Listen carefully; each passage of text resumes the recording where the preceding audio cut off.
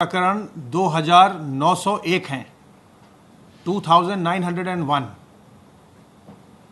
अब तक प्रदेश में जो लोग संक्रमित हुए थे उनमें से 4709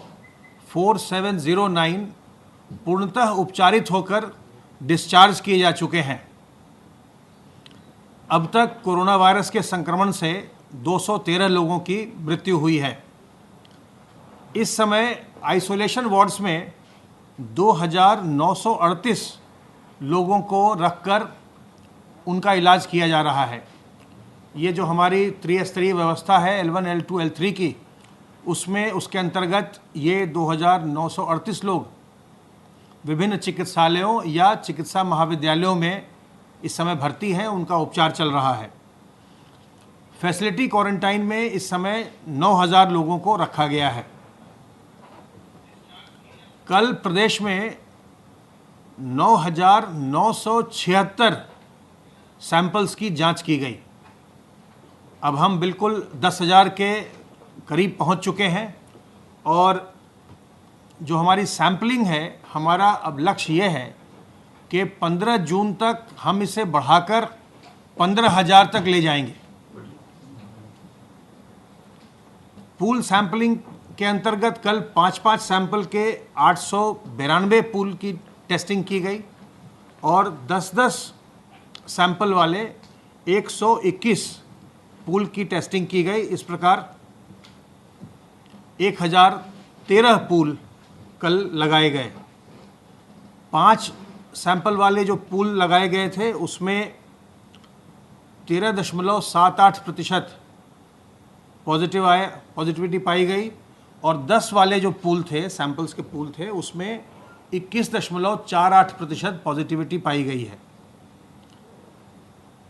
सर्वेलेंस के अंतर्गत हॉटस्पॉट के इलाके और जो उससे दूसरे इलाके हैं, इतर इलाके हैं, उनमें लगातार हमारी टीमें सर्वेलेंस की कार्रवाई कर रही हैं और अब तक 99,609 टीम दिवस के माध्यम से 77,68,346 घरों को सर्वेलेंस में लिया गया है, जिसके अंतर्गत 3,94,22,639 लोगों का सर्वेलेंस किया गया है। आरोग्य सेतु ऐप का हम लोग निरंतर उपयोग कर रहे हैं और जो भी आरोग्य सेतु ब्लूटूथ के माध्यम से अलर्ट जनरेट कर रहा है, जिन लोगों को अलर्ट जनरेट होता है, जो किसी संक्रमित व्यक्ति के नज़दीक आते हैं, उनके फ़ोन नंबर हमारे पास पहुंच जाता है और उसे हम शेयर करते हैं ज़िलों के साथ। जिन ज़िलों के लोग वो रहने वाले हैं उनके साथ हम शेयर करते हैं। उसके अलावे हम अपने कंट्रोल रूम से निरंतर ऐसे लोगों को फ़ोन करते हैं जिनके अलर्ट जनरेट होता है, जिनके फ़ोन पर अलर्ट जनरेट होता है। अब तक हम लोगों ने 47,235 लोगों को अपने स्टेट के कंट्रोल रूम से फ़ोन किया है, जिसमें 120 लोगों ने अभी हमें ये बताया है कि वो इस समय संक्रमित हैं और उनका इलाज विभिन्न चिकित्सालयों में चल रहा है। 52 लोग संक्रमण के पश्चात पूर्णतः उपचारित होकर अपने घर जा चुके हैं और इनमें से 1,418 लोग इस समय क्वारंटाइन में हैं।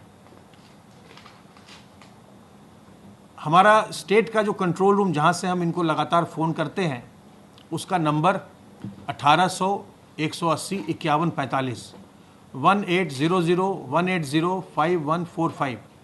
इस नंबर पर आप भी फ़ोन करके कोरोना वायरस के संबंध में कोई जानकारी प्राप्त कर सकते हैं। अगर आपको लगता है कि आपके भीतर कोई लक्षण आ रहे हैं, आपकी सांस फूल रही है, आपको खांसी हो रही है, आपको सर्दी हो रही है, अगर आपको लगता है कि कोई ऐसे लक्षण हैं जो कोरोना वायरस के संक्रमण के लक्षण हैं, तो आप इस नंबर पर 1800-180-5145 पर फ़ोन करके हमारे विशेषज्ञों से राय ले सकते हैं। और अगर वो आपको सलाह देते हैं कि आप अपनी जांच करवा लें, तो जिला चिकित्सालय, अपने ज़िले के चिकित्सालय में जा कर के अथवा मुख्य चिकित्सा अधिकारी से संपर्क करके अपनी जांच करवाइए। आपकी जांच बिल्कुल निःशुल्क की जाएगी और अगर जांच में संक्रमण पाया जाता है तो आपकी चिकित्सा की व्यवस्था भी सरकार के द्वारा बिल्कुल निःशुल्क की जाएगी। आशाओं के द्वारा, आशा वर्कर के द्वारा लगातार जो प्रवासी कामगार आ रहे हैं उनकी ट्रैकिंग की जा रही है। अब तक 11,28,804 प्रवासी कामगारों की ट्रैकिंग की जा चुकी है, जिसमें से 1,027 लोग लक्षण वाले मिले हैं और इनके सैंपल्स लेकर के इनके टेस्टिंग की कार्रवाई निरंतर चल रही है। एक जो माननीय मुख्यमंत्री जी ने हम लोगों को एक लक्ष्य दिया था, निर्देशित किया था, तो मुझे आपको ये बताते हुए खुशी है कि आज हम लोगों ने वो लक्ष्य पूरा कर लिया और आज हम लोगों ने प्रदेश में 1 लाख से ज़्यादा बेड्स की व्यवस्था कर ली है। अगर लोग संक्रमित बहुत बड़ी संख्या में भी अगर होते हैं, जो कि होने की संभावना नगण्य है, तो भी हम लोगों को हमने 1,01,236 बेड्स की व्यवस्था L1 Covid care centre, L1, L2, L3, ये जो हमारी चिकित्सकीय व्यवस्था है, जो आर्किटेक्चर है, इसके अंतर्गत हम लोगों ने 1 लाख से अधिक बेड्स की व्यवस्था कर ली है। अब बेड्स की व्यवस्था इतनी करने के पश्चात अब हमारा सारा ध्यान, पूरा का पूरा ध्यान अब क्वांटिटी के बजाय अब हमारा सारा ध्यान क्वालिटी पर फोकस हो जाएगा कि जो हमारे बेड्स हैं उसके लिए मेडिकल टीम्स उपलब्ध हो, मेडिकल टीम्स की पूरी ट्रेनिंग हो, जितने इक्विपमेंट चाहिए वो उपलब्ध हों, दवाइयाँ उपलब्ध हों और हम अधिक से अधिक संख्या में जो हमारे इंफ्रारेड थर्मोमीटर्स हैं, पल्स ऑक्सीमीटर है और जो हमारे वेंटिलेटर्स हैं या और जो ऑक्सीजन कॉन्सेंट्रेटर है, ये चीज़ें हम सब उपलब्ध करा सकें, जिससे कि हम लोगों को सुविधाएं दे सकें। जिसको भी चिकित्सकीय सुविधा चाहिए उसको हम दे सकें। ऑक्सीजन सिलेंडर्स भी हम बड़ी संख्या में हम उपलब्ध करवा रहे हैं सभी चिकित्सालयों को, ताकि ऑक्सीजन की व्यवस्था अधिकांश बेड्स पर रहे और किसी को भी ज़रूरत पड़ती है तो उसको वो हम सुविधा मुहैया करा सकें। तो अब हमारा ध्यान इतनी सारी बेड्स की व्यवस्था करने के बाद गुणवत्ता को बढ़ाने पर निरंतर रहेगा। प्रवासी कामगार जो हमारे यहाँ जो सेकेंड फेज़ में 1 मई से आने शुरू हुए थे, तो जो 10 तारीख तक हमारे प्रवासी कामगार आए थे, अब उनका होम क्वारंटाइन आज 31 तारीख को वो भी उनका समाप्त हो गया। अब 10 के बाद के जो प्रवासी कामगार हैं अभी उनका होम क्वारंटाइन चल रहा है। उनका होम क्वारंटाइन 21 दिनों का है और वो 21 दिन पूरा करने के बाद ही अपने घर से बाहर निकलें। इसी से गांव के लोगों की और पूरे समाज में और प्रदेश में संक्रमण का नियंत्रण होगा। जो हवाई जहाज़ से प्रवासी आ रहे हैं या जो रेलवे से आने वाले हैं कल से, उनके लिए भी क्वारंटाइन की व्यवस्था है। मेरा आग्रह होगा कि आप सभी लोग अपने क्वारंटाइन का 100% पालन करेंगे और क्वारंटाइन का पालन नहीं करना एपिडेमिक्स एक्ट के अंतर्गत दंडनीय अपराध है। तो एक और जहां आप किसी प्रकार के दंडनीय अपराध करने से बचेंगे, वहीं आप जो लोक स्वास्थ्य है प्रदेश का, समाज का, उसके लिए भी आपका बहुत बड़ा कंट्रीब्यूशन होगा। अगर आप अपने घर के अंदर रहते हैं और होम क्वारंटाइन का पालन करने के बाद ही आप घर से बाहर निकलते हैं, तो आप स्वयं भी बचेंगे और अपने पास पड़ोसी को, अन्य लोगों को भी बचाएंगे। और जब आप होम क्वारंटाइन में घर के अंदर हैं, तो घर के अंदर आपको इस बात का ध्यान रखना है, सभी लोगों को, जो होम क्वारंटाइन में हैं उनको भी और जो नहीं है क्वारंटाइन में उनको भी, इस बात का ध्यान रखना है घर के अंदर कि अपने बुजुर्गों से दूर रहिए, 10 साल के जो छोटे बच्चे हैं उनसे दूर रहिए, गर्भवती महिलाओं से दूर रहिए और जिनको पहले से कोई बीमारी हो, डायबिटीज़ है, हाइपरटेंशन है, किसी को कैंसर है, किसी को लीवर की बीमारी है, किसी को किडनी की बीमारी है, इन लोगों से दूर रहिए। इनको किसी भी हालत में हमें कोशिश करनी चाहिए कि इनको संक्रमण न हो। तो जो लोग भी इस तरह के हैं जिनमें रिस्क ज़्यादा होता है, उनको हमें बचाना है, खुद को भी बचाना है और उन्हें भी बचाना है। और इससे अपने आप को बचाने के लिए जो तरीके हैं, एक तो साबुन पानी से बार बार हाथ धोते रहना, साबुन पानी अथवा सैनिटाइज़र से बार बार हाथ को साफ़ करना। जब भी आप सार्वजनिक स्थल में जाएं तो अपने मुंह और नाक को ढकना, फेस कवर करना, चाहे आप मास्क से करें, चाहे आप रुमाल से करें, दुपट्टे से करें, गमछे से करें, लेकिन अपने मुंह और नाक को ढक के रखिए। और साथ ही साथ 2 गज की दूरी मेंटेन करिए। जहां भी आप जाएं लोगों से 2 गज की दूरी रखिए। इससे आप स्वयं भी संक्रमित नहीं होंगे, दूसरों को संक्रमित भी नहीं करेंगे। तो मेरा आपसे यही अनुरोध है कि इस बीमारी से घबराएं नहीं। अगर कोई किसी को ये संक्रमण होता है, कोई बीमार पड़ता है, उसके प्रति मन में कोई दुर्भावना मत लाइए, क्योंकि ये संक्रमण किसी को भी हो सकता है। न तो किसी जाति मजहब का ख्याल है संक्रमण को, न उम्र का ख्याल है। इसलिए किसी को संक्रमण हुआ उससे दुर्भावना मन में बिल्कुल मत लाइए, उसकी मदद कीजिए। और सरकार ने जांच और चिकित्सा की सुविधा बिल्कुल निःशुल्क उपलब्ध करवाई है, उसका लाभ उठाएं।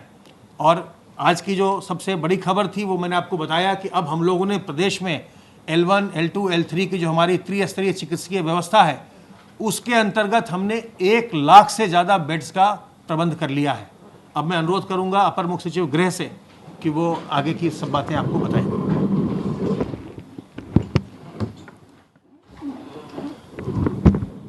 माननीय मुख्यमंत्री जी ने आज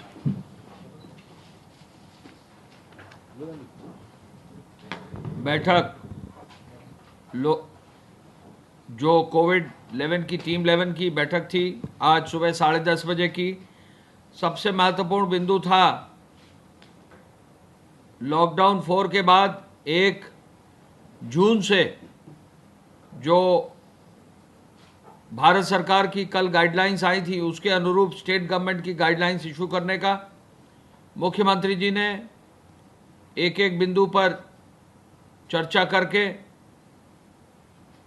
जो अनुमति गाइडलाइंस की दी है वो अब जारी कर दी गई हैं। उसके बारे में मैं गाइडलाइंस के बारे में जो नई गाइडलाइंस जारी हुई हैं और 30 जून तक जारी रहेंगी, उसके बारे में उन्होंने जो आदेश दिए हैं और स्टेट गवर्नमेंट की तरफ से जो जारी किया गया है, उस पर मैं आपको ब्रीफ करना चाहूँगा। जैसा आपको सबको विदित है कि 8 जून से जो धार्मिक स्थल हैं और पूजा स्थल हैं उनको खोला जाएगा। होटल, रेस्टोरेंट और अतिथि सत्कार की जो सेवाएं हैं वो भी 8 जून से खुलेंगी और शॉपिंग मॉल्स भी 8 जून से खुलेंगे। लेकिन इन तीनों व्यवस्था के लिए भारत सरकार की जो हेल्थ विभाग की जो गाइडलाइंस आएंगी और जो प्रदेश सरकार अपनी गाइडलाइंस जारी करेगा, उसके अनुरूप जो है ये 8 जून से ये खोलने की व्यवस्था होगी। द्वितीय चरण में भारत सरकार ने आदेश किया था कि समस्त स्कूल, कॉलेज, शैक्षिक संस्थान, प्रशिक्षण संस्थान, कोचिंग आदि के संदर्भ में ये जुलाई 2020 से खुलेंगे। इनके लिए भी भारत सरकार जब दिशा निर्देश जारी करेगी तो प्रदेश सरकार इनको आदेश जारी करेगा जुलाई से। कतिपय गतिविधियों पर अभी स्थगित रहेंगे। अंतर्राष्ट्रीय विमान सेवाएं, मेट्रो सेवाएं स्थगित रहेंगी और अग्रिम आदेशों तक बंद रहेंगे सिनेमा हॉल, जिम्नेजियम, तरणताल, मनोरंजन पार्क, थिएटर, बार एवं सभागार, असेंबली हॉल एवं अन्य स्थान। तो ये भारत सरकार के गाइडलाइंस के अनुरूप प्रदेश सरकार ने प्रथम बिंदु ये जारी किया है। जो राष्ट्रीय नीति निर्देशक प्रबंधन है उसके अनुरूप कुछ कतिपय संशोधन करके राज्य सरकार ने आदेश जारी किए हैं। भारत सरकार ने रात्रि निषेधाज्ञा यानी नाइट लॉकडाउन के लिए रात 9 बजे से 5 बजे तक बंदी का आदेश दिया है। उसी के अनुरूप प्रदेश सरकार ने भी रात 9 बजे से सुबह 5 बजे तक का बंदी का आदेश दिया है। कंटेनमेंट जोन के लिए, लॉकडाउन के लिए जो गतिविधियां भारत सरकार ने निर्धारित की हैं, केवल वही गतिविधियां कंटेनमेंट जोन में अनुमति रहेगी। स्वास्थ्य एवं चिकित्सा विभाग की गतिविधियां, डोर टू डोर सर्वे जो कंटेनमेंट जोन में होगा उसकी अनुमति होगी। साथ साथ कंटेनमेंट जोन में आवश्यक वस्तुओं की व्यवस्था करने की अनुमति होगी। साथ साथ कंटेनमेंट जोन में ही सफाई की व्यवस्था करने की अनुमति होगी। इसके अलावा कोई और गतिविधि या किसी और व्यक्ति को कंटेनमेंट जोन में बाहर आने या जाने की अनुमति नहीं होगी। सुरक्षा व्यवस्था भी वहां दी जाएगी। कंटेनमेंट जोन का डेफिनेशन भारत सरकार की गाइडलाइंस के अनुरूप, हेल्थ विभाग के अनुरूप प्रदेश सरकार ने जारी किया है। और कंटेनमेंट जोन की जो गाइडलाइन है, शहरी क्षेत्र में अगर सिंगल केस होगा तो 250 मीटर के रेडियस में जो है कंटेनमेंट जोन डिफाइन किया जाएगा, और यदि एक से अधिक केसेस होंगे तो 500 मीटर का रेडियस में डिफाइन किया जाएगा और बफर जोन 250 मीटर का रहेगा। आवासीय बहुमंजिली सोसाइटियों के बारे में जो एनसीआर क्षेत्र में है, विशेष रूप से नोएडा में, गाजियाबाद में, इनके लिए जो है विशेष नीति कंटेनमेंट जोन की अब लागू की गई है। ऐसी बहुमंजिली भवन टावर सोसाइटी में यदि एक फ्लोर या एक से अधिक संक्रमण अगर केस मिलता है तो ऐसे बहुमंजिले भवन को कंटेनमेंट जोन केवल उसी भवन को किया जाएगा जिसमें कि जो केस निकलता है वो आएगा। यदि सोसाइटी में एक से अधिक टावर में केस निकलेंगे तो फिर जो टावर्स में केस निकले हैं उनको तो बंद किया जाएगा, लेकिन कुछ कॉमन एरिया डिफाइन किया जाएगा। अगर उसकी आवश्यकता पड़ेगी तो उनको भी जो है बंदी के क्षेत्र में रखा जाएगा। वाणिज्यिक औद्योगिक कार्यालय भवनों का यदि वहाँ पर कोई केस निकलता है तो कंटेनमेंट जोन जो उनमें बनाया जाएगा उसमें जो कार्यालय है, औद्योगिक संस्थान है और वाणिज्यिक भवन है उसको 24 घंटे के लिए बंद कर दिया जाएगा और 24 घंटे में उसको पूरा सैनिटाइज किया जाएगा। जिलाधिकारी और वहाँ के हेल्थ विभाग के लोगों के माध्यम से उसको पूरा सैनिटाइज किया जाएगा और 24 घंटे बाद फिर ऐसे भवनों को जो है पुनः डिसइंफेक्ट करके पूरा उसकी व्यवस्था सुनिश्चित करके उनको फिर खोला जाएगा। ऐसे भवनों को सैनिटाइज और डिसइंफेक्ट करने का खर्चा और कार्य भवन स्वामी को स्वयं वहन करना पड़ेगा। यदि कोई सक्रिय केस सिंगल फ्लोर में पाया जाता है तो वो केस अगर एक फ्लोर में है तो उसी फ्लोर को जो है केवल सील किया जाएगा, बाकी फ्लोर्स को सील नहीं किया जाएगा। और यदि मल्टीपल फ्लोर्स पर है तो पूरे टावर को सील किया जाएगा। ग्रामीण क्षेत्र में यदि एक केस है तो उस मजरे की आबादी के एरिया को ही सील किया जाएगा और यदि मल्टीपल केस हैं ग्रामीण क्षेत्र में तो जिन जिन मजरों में जहां केस हैं उन मजरों को ही केवल जो है सील किया जाएगा। इसके अलावा राज्य सरकार ने गौतम बुद्ध नगर और गाजियाबाद के एनसीआर क्षेत्र के लिए ये आदेश किए हैं कि एनसीआर क्षेत्र में जो वहाँ के लोक स्वास्थ्य हित की व्यवस्था है उसको सुनिश्चित करने के लिए वहाँ का जिला प्रशासन, वहाँ की पुलिस और वहाँ के हेल्थ डिपार्टमेंट के लोग जो भी अधिकारी जिम्मेदार हैं वो मिलकर पूरी व्यवस्था ऐसी बनाएंगे जिससे एनसीआर क्षेत्र में हमारा जो स्वास्थ्य की व्यवस्था है वो मजबूती से लागू रह सके। यानी नोएडा में, गाजियाबाद में, वहाँ पर जो भी प्रतिबंध लगाने हैं, जो भी व्यवस्था बनानी है, पासेस की व्यवस्था बनानी है, जो भी अन्य कार्रवाई सुनिश्चित करनी है, वो भारत सरकार की गाइडलाइंस को देखते हुए जो प्रतिबंध स्थानीय स्तर पर लगाने हैं वो नोएडा और गाजियाबाद के जिला प्रशासन, वहाँ के वरिष्ठ पुलिस के अधिकारी एवं वहाँ के वरिष्ठ जो है चिकित्सा विभाग के अधिकारी देंगे। ऐसा राज्य सरकार ने, प्रदेश सरकार ने, उत्तर प्रदेश सरकार ने निश्चित किया है। समस्त कार्यालयों के लिए आदेश अब ये है कि 100% अटेंडेंस होगी, लेकिन जो भी कार्यालय हैं उनमें 3 चरण में जो है कार्यालय खुलेंगे, यानी 3 पालियों में कार्यालय खुलेंगे। पहली पाली जो है वो सुबह 9 से 5 बजे की होगी, दूसरी पारी जो है 10 बजे से 6 बजे की होगी और तीसरी पारी जो है 11 बजे से शाम 7 बजे की होगी। यानी सोशल डिस्टेंसिंग फॉलो करके, मास्क का इस्तेमाल करके, सैनिटाइजर्स का इस्तेमाल करके, जहां भी आवश्यकता होगी तो वहां थर्मल स्कैनिंग सुनिश्चित करते हुए कार्यालयों को खोला जा सकेगा, लेकिन 100% अटेंडेंस जो है सरकारी कार्यालयों की सुनिश्चित की जाएगी। सभी प्रकार की औद्योगिक गतिविधियों को अनुमति दी गई है।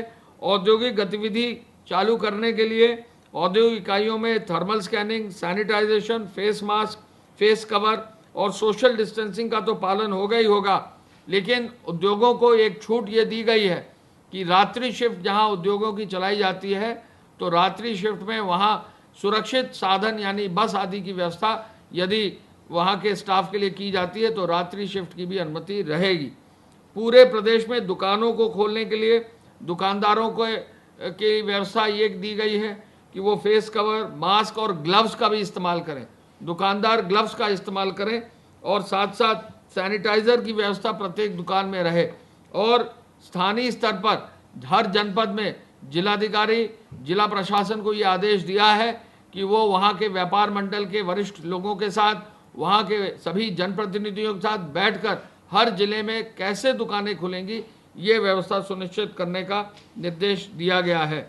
बाजार जो भी है, समस्त बाजार वो सुबह 9 बजे से रात्रि 9 बजे तक खुलेंगे, यानी बाजारों को खोलने की व्यवस्था की गई है। और बाजारों में सोशल डिस्टेंसिंग का पालन जरूर हो, इसलिए समय बढ़ा दिया गया है, क्योंकि कम समय अगर बाजार खुलती हैं तो भीड़ ज़्यादा होती है। बाजारों को स्प्रेड किया गया है और सुबह 9 बजे से रात 9 बजे तक मुख्यमंत्री जी ने कहा है कि बाजारों को अब खोल दिया जाए भारत सरकार की गाइडलाइंस के अनुरूप। सुपर मार्केट खोलने का भी निर्देश मुख्यमंत्री जी ने दिया है।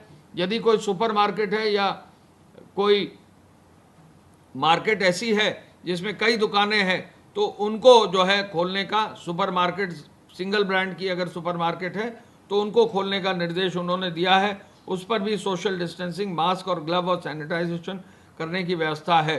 सब्जी मंडियों के लिए मुख्यमंत्री जी ने आदेश दिया है कि सब्जी मंडी जो थोक की मंडी है वो सुबह खुल जाएं, और सब्जी मंडी दिन में सुबह जो रिटेल का काम है वो सुबह 6 से 9 बजे तक कर लें। लेकिन फल सब्जी मंडियों के लिए उन्होंने आदेश ये दिया है कि सुबह 8 बजे से रात 8 बजे तक, यानी 12 घंटे तक पूरी फल सब्जी मंडी खुली है, जिससे कि सोशल डिस्टेंसिंग का पालन हो, किसी को कोई दिक्कत ना हो।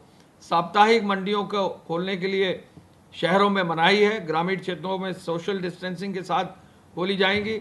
मिठाई की दुकान खोलने का निर्देश पहले ही था, लेकिन वहां बैठकर खाने की व्यवस्था नहीं होगी। बारात घर खोलने की अनुमति राज्य सरकार ने दे दी है, लेकिन बारात घर खोलने की अनुमति इस शर्त के साथ है कि अनुमति पहले ली जाएगी और 30 लोगों तक ही सीमित किया जाएगा। यानी बारात घर में, शादी घर में 30 लोगों से ज़्यादा नहीं होंगे। बारात घर में एक विशेष रूप से निर्देश मुख्यमंत्री जी ने दिया है, कोई भी असला लेकर किसी भी बारात घर में नहीं आएगा। शादी ब्याह में कोई भी अगर हवाई फायरिंग या हर्ष फायरिंग कहीं करता है, बहुत सख्त कार्रवाई करने का उन्होंने निर्देश दिया है। इस शर्त के साथ कि अनुमति रहेगी, इस शर्त के साथ 30 लोगों से ज़्यादा नहीं होंगे, और ये शर्त भी लगाई जाएगी कोई असला लेकर नहीं आएगा तो बारात घर और शादी घर खोलने की अनुमति दी गई है। स्ट्रीट वेंडर और पटरी व्यवसायियों के लिए जो है विशेष व्यवस्था करते हुए ओपन स्पेसेस में उनको ग्लव्स, फेस मास्क और सैनिटाइजर के साथ खोलने की अनुमति है। राज्य सरकार ने सैलून, ब्यूटी पार्लर के लिए विशेष आदेश दिए हैं कि वो भी सोशल डिस्टेंसिंग के साथ खोले जाएंगे, लेकिन जो वहाँ पर काम करने वाले लोग हैं उनको फेस मास्क का इस्तेमाल करना होगा, और कोई भी टॉवल या कोई भी कपड़े का इस्तेमाल बार बार नहीं कर सकेंगे। यदि कोई कपड़ा या टॉवल का इस्तेमाल करते हैं तो उसको वन टाइम ही इस्तेमाल कर सकते हैं, या तो वो डिस्पोजेबल सामान का इस्तेमाल करें, कोई भी चीज़ का रीयूज़ ना करें। सैलून और ब्यूटी पार्लर और बार्बर शॉप्स में ये विशेष निर्देश राज्य सरकार के हैं, जिससे कि संक्रमण से कहीं ना कहीं बचा जा सके। नर्सिंग होम और प्राइवेट अस्पतालों की इमरजेंसी की और ओपीडी की जो है छूट इस शर्त के साथ है कि प्रदेश सरकार में और जनपद स्तर पर जो स्वास्थ्य विभाग की अनुमति है उसके साथ वो चालू कर रखेंगे। एक विशेष निर्देश मुख्यमंत्री जी ने दिया है कि यदि किसी राजस्व ग्राम में या मजरे में जो है कंटेनमेंट जोन बन जाता है, तो वहाँ यदि कृषि कार्य होना है, यानी खेत होने, और चूंकि अभी बुआई का मौसम है और अभी जल्दी बुआई जो है होने वाली है, अभी जो है आगे किसी न किसी रूप में कोई ना कोई फसल जो है आगे लगेगी, तो ऐसे में जो उसका कृषि कार्य है किसानों का इफेक्ट ना हो, तो कृषि कार्य करने की विशेष रूप से अनुमति रहेगी। ट्रैक्टर्स की विशेष रूप से यूज़ करने की अनुमति उस गांव में रहेगी जो कंटेनमेंट जोन में ही है, और वहां पर किसी भी रूप में सोशल डिस्टेंसिंग का जरूर पालन होगा। एक आदेश ये किया गया है कि प्रत्येक स्थिति में taxi cab, maxi cab, 3 wheeler, auto, e rickshaw सबकी अनुमति रहेगी, लेकिन जो निर्धारित सीट है उससे ज़्यादा एक भी आदमी ना बैठे। इसके साथ साथ फेस मास्क हो, फेस कवर हो, सोशल डिस्टेंसिंग के लिए जो है वहाँ पर हैंड सैनिटाइज़र का भी इस्तेमाल अगर कर सकते हैं तो वो किया जाए, और किसी भी रूप में पर्याप्त संख्या में जो है वहाँ पर ये व्यवस्था होनी चाहिए कि इन्फेक्शन किसी भी रूप में इस तरह के ट्रैवल से न फैले। 2 पहिया वाहन में 2 व्यक्ति तक चलने की अब छूट दे दी गई है, लेकिन जो भी व्यक्ति चलेंगे वो मास्क पहनेंगे, जो भी व्यक्ति चलेंगे वो हेलमेट जरूर पहनेंगे। रोडवेज बसेस को प्रदेश में चलाने की अनुमति अब दे दी गई है। प्रदेश के अंदर रोडवेज बस अपनी निर्धारित सीट क्षमता के अनुरूप चलाने की अनुमति दे दी गई है। कोई भी रोडवेज बस अब, जैसा कि रोडवेज विभाग चाहेगा, यूपीएसआरटीसी उत्तर प्रदेश राज्य परिवहन निगम अपने रोडवेज की बसों को संचालित करेगा, जिससे प्रदेश में लोगों के आवागमन में कोई दिक्कत ना हो। लेकिन रोडवेज बसेस इस शर्त के साथ चलेंगी कि बसेस का सैनिटाइजेशन होगा, चढ़ते समय उतरते समय बसेस पे सैनिटाइज़र और का इस्तेमाल होगा। फेस मास्क हर यात्री जो है पहनेगा, हर यात्री जो है जब चढ़ेगा तो उसका सैनिटाइजेशन होगा। बस स्टेशन पर थर्मल स्क्रीनिंग भी होगी। जो भी चालक परिचालक होंगे वो फेस मास्क और फेस कवर तो यूज़ करेंगे, ग्लव्स भी यूज़ करेंगे। ये आदेश यूपीएसआरटीसी को दिया गया है। साथ ही साथ बस स्टेशन और बस स्टेशन के निकट यदि आवश्यकता हुई तो एम्बुलेंस भी रखने की व्यवस्था, 108 की एम्बुलेंस भी रखने की व्यवस्था की गई है। परिवहन निगम के जो बस स्टेशन है उस पर विशेष ध्यान रोडवेज सुनिश्चित करेगा, ये उनको निर्देश दे दिए गए हैं। स्टेज कैरेज और कॉन्ट्रैक्ट कैरेज यानी प्राइवेट बसों की भी चलाने की उपरोक्त शर्तों के आधार पर ही अनुमति होगी। सिटी बस को भी चलाने की अनुमति माननीय मुख्यमंत्री जी के आदेश से दी गई है। सभी प्रकार के वाहनों के संचालन में उपरोक्त निर्देशों का यदि पालन नहीं होगा तो एमवी एक्ट के अंतर्गत तो कार्रवाई होगी, लेकिन 30 जून तक जो एपिडेमिक्स एक्ट के अंतर्गत नोटिफिकेशन हुआ है तो भारी जुर्माना भी भरना पड़ेगा। तो जो भी चालक हैं, परिचालक हैं, जो भी ड्राइवर्स हैं, जो भी निजी वाहन मालिक हैं, वो प्रत्येक दशा में अपने इन निर्देशों का पालन करें, अन्यथा कहीं ना कहीं ट्रैफिक पुलिस और आरटीओ जो है इस पर कार्रवाई सुनिश्चित कर सकते हैं। इसके अलावा जो है वाहन में यात्रा करने के लिए जो लोग जा रहे हैं उनको रोडवेज में, बाकी प्राइवेट बसों में उनको आरोग्य सेतु ऐप, आयुष कवच, कोविड ऐप को भी डाउनलोड करके यूज़ करने के लिए प्रोत्साहित किया जाएगा। पार्कों को खोलने के लिए मुख्यमंत्री जी ने आदेश दिया है, पहले ही इसका उन्होंने जो है इसका आदेश दे दिया था। अब पार्क सुबह 5 बजे से 8 बजे तक और साया 5 से 8 तक खुलेंगे, लेकिन आदेश ये दिया गया है कि जो भी पार्क खुलें वहाँ पर पेट्रोलिंग जरूर हो, वहाँ सुरक्षा व्यवस्था जरूर की जाए। खेल परिसर और स्टेडियम भी खोलने का निर्देश दिया गया है। खेल परिसर और स्टेडियम में क्रीड़ा और अभ्यास की अनुमति रहेगी, लेकिन दर्शकों को जाने की अनुमति नहीं रहेगी। इसके अलावा राज्य के अंदर या राज्य के बाहर जाने वाले सभी व्यक्तियों को माल को आने की जाने की पूरी अनुमति होगी, उसमें कोई शर्त नहीं होगी, कोई ई पास लेने की ज़रूरत अब नहीं होगी। श्रमिक ट्रेनों के आवागमन के लिए पूरी व्यवस्था होगी। आपको मालूम है कि उत्तर प्रदेश सरकार में सबसे अधिक श्रमिक ट्रेनें पूरे देश में आई हैं और आज अब तक लगभग 1567 ट्रेनें जो है प्रदेश ने अपने यहाँ श्रमिक ट्रेनों की चलाकर अपने यहाँ के श्रमिक और कामगारों को अपने घर सुरक्षित लाया है। तो श्रमिक ट्रेनों की अनुमति होगी।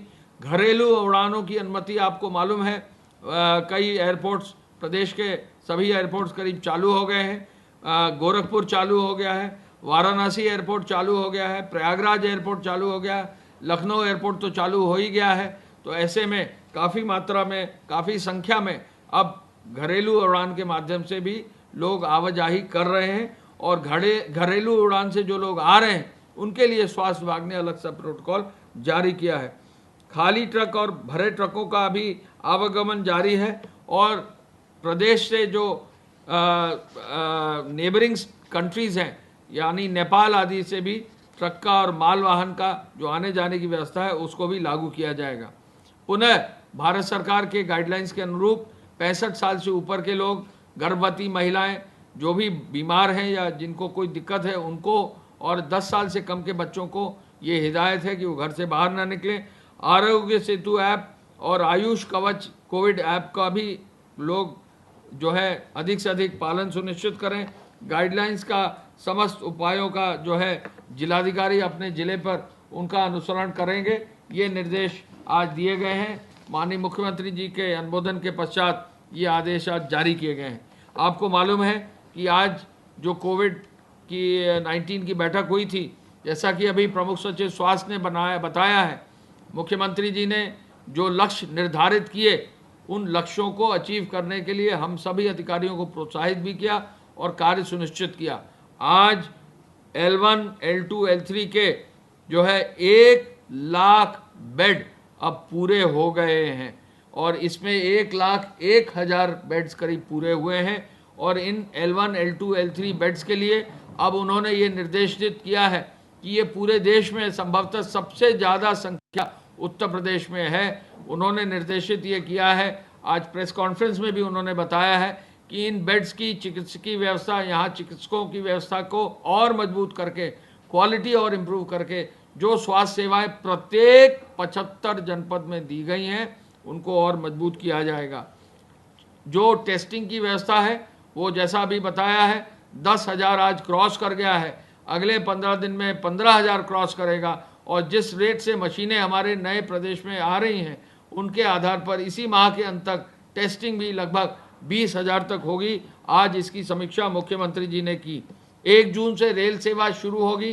रेल में जो लोग ट्रैवल कर रहे हैं, रेल में जो लोग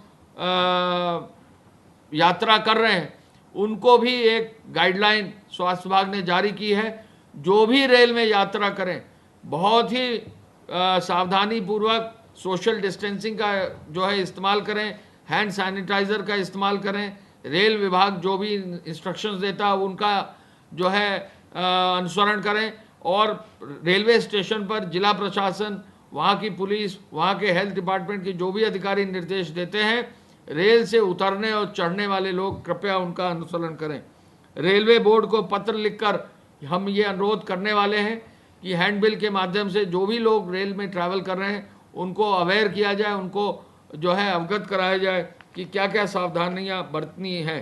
गोदाम से राशन की दुकान तक पूरी पारदर्शिता हो, GPS प्रणाली लागू हो, ये भी निर्देश आज दिया है। राशन वितरण में यदि कहीं घटतौली होगी तो FIR दर्ज होगी। जो भी इसमें कोई भी लोग अगर अंतर्ग्रस्त हैं तो उन पर बहुत सख्त कार्रवाई होगी। मुख्यमंत्री जी ने आज ये आदेश दिया है। आकाशीय बिजली से कैसे बचा जाए, आज जो है NDMA के जो वाइस चेयरमैन हैं उनको आज बुलाकर ये कहा है कि तकनीक का इस्तेमाल करके अगर फोरवार्निंग दे दी जाए, यानी पहले से सूचना दे दी जाए कि लोग घर के अंदर रहें, तो काफ़ी संख्या में जो लोग बाहर निकल जाते हैं और आकाशीय बिजली का जो है उन पर प्रकोप रहता है तो उनसे बचा जाए। किस तरह से तकनीक का इस्तेमाल हो, ये निर्देश आज हमारे जो SDMA हैं, स्टेट डिज़ास्टर मैनेजमेंट अथॉरिटी, उसके जो वाइस चेयरमैन साहब हैं, उनको आज निर्देश उन्होंने मुख्यमंत्री जी ने उनको और राजस्व विभाग को ये निर्देश दिए हैं। इस संबंध में राज्य आपदा प्रबंधन प्राधिकरण को उन्होंने ये भी आदेश दिया है कि पूरी वो कार्य योजना तैयार करें। ग्राम प्रधानों को अपनी निधि से आर्थिक सहायता देने का कल माननीय मुख्यमंत्री जी ने घोषणा की है और आदेश दिया है पंचायती राज विभाग को कि बहुत ही जल्दी इसका जो है शासनादेश जारी करके हर गांव में निराश्रित लोगों के लिए व्यवस्था करने का निर्देश उन्होंने दिया है। कोविड हॉस्पिटल में संवाद बनाए जाने हेतु कोविड हॉस्पिटल में जो पेशेंट्स हैं उनसे संवाद बनाने के लिए भी जो है आज मुख्यमंत्री जी ने दोनों हमारे प्रमुख सचिवों को आदेश दिया है। मैं पुनः इस अवसर पर बताना चाहूँगा कि श्रमिक स्पेशल ट्रेन्स हमारे प्रदेश में आने का सिलसिला जारी है और आज 1567 ट्रेन्स आ चुकी हैं। आज लगभग 15 ट्रेनें और आएंगी, जिसको मिलाकर 1636 ट्रेन जो है लगभग हमारी कुल हो जाएंगी अगले 2 दिन में। तो काफ़ी संख्या में ट्रेन्स जो आ चुकी हैं उनका लाभ हमारे सभी श्रमिक और कामगार ले रहे हैं। हमारे यहाँ प्रदेश में आने वाली ट्रेन्स की संख्या में गुजरात से 522, महाराष्ट्र से 418, पंजाब से 233 और इसी तरह से अन्य भी प्रदेशों से, दिल्ली से 97 भारी संख्या में ट्रेन्स अभी भी आ रही हैं। जो भी इन श्रमिक स्पेशल्स का लाभ लेना चाहते हैं वो अवश्य लें और इस लाभ का जो है फ़ायदा लें। पुनः इस अवसर पर लॉकडाउन के लिए जो आदेश प्रदेश सरकार से जारी हुए हैं माननीय मुख्यमंत्री जी ने आज जिनकी समीक्षा करके जारी किया है, पुनः इस अवसर पर मैं कहना चाहूँगा कि प्रदेश में जो भी हमारे जो है नागरिक हैं, जो भी व्यक्ति हैं, जो भी जहाँ भी जिस भी रूप में हैं, वो बहुत केयरफुली गाइडलाइंस का पालन करें और हर हालत में बचने के लिए सोशल डिस्टेंसिंग का पालन और नियमों का पालन करें। और यदि जैसा कि हेल्थ डिपार्टमेंट ने कहा है, यदि कहीं भी किसी को भी सिम्टम्स की संभावना है, तुरंत अपने नियरेस्ट अस्पताल में जाकर उसको दिखाएं, जिससे हम अपने प्रदेश को इन सब चीज़ों से बचाकर आगे ले जा सकें। धन्यवाद। खबरों में बने रहने के लिए RNI की फेसबुक, ट्विटर, इंस्टा और यूट्यूब को सब्सक्राइब करें। बेल आइकन दबाना ना भूलें।